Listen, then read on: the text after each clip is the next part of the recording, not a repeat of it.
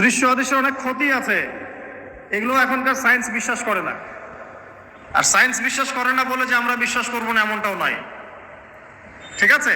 নবী সাল্লাল্লাহু আলাইহি ওয়াসাল্লাম বলেছেন, রাতের বেলা তোমরা বাচ্চাদেরকে সন্ধ্যাবেলা ছেড়ে দিও না, সন্ধ্যাবেলা বাচ্চাদেরকে ছেড়ে দিও না, আগে ভালো করে সন্ধ্যাটা হয়ে যাক, যদি ছাড়তে হয় তারপর ছেড়ো।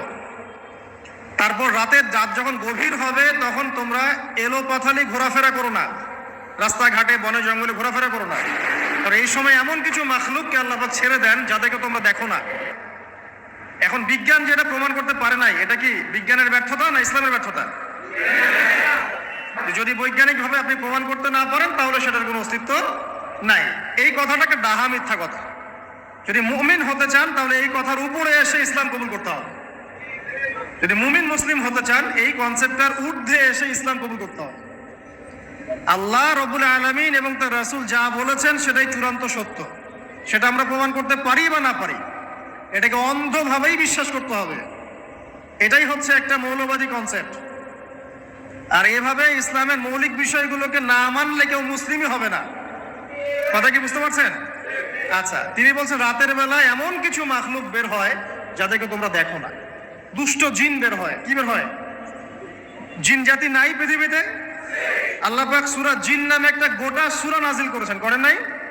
হাফেজ আছে না এখানে মানুষ?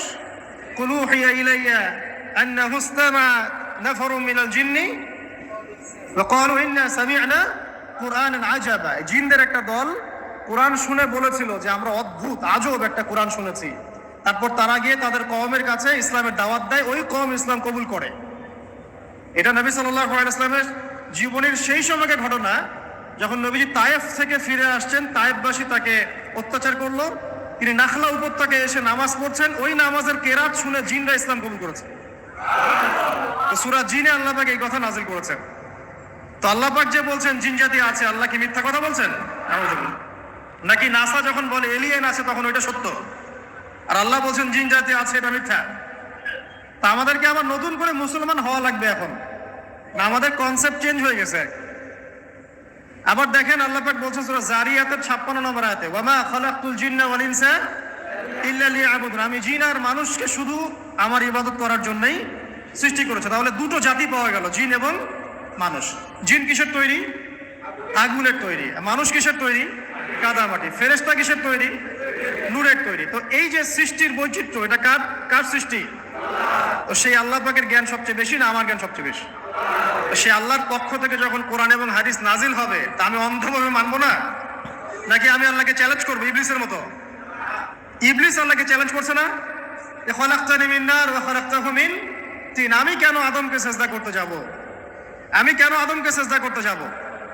আপনি আদমকে সৃষ্টি করেছেন মাটি দিয়ে, আমাকে সৃষ্টি করেছেন আগুন দিয়ে। তাহলে আমি আদমের চাইতে সুপিরিয়র, আমি আদমের চাইতে সেরা, তা আমি কেন ওকে সিজদা করতে যাব? তো ইবলিস আল্লাহকে চ্যালেঞ্জ করলো না?